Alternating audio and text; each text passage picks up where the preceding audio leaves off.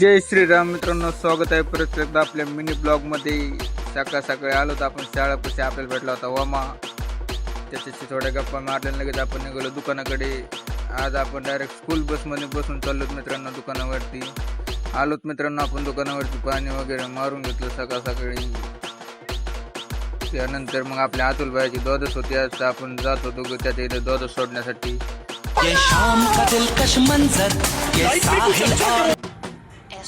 त्यानंतर लगेच दुकानावर आलो आणि लगेच झाली आपल्या गिऱ्हाईकाला सुरुवात.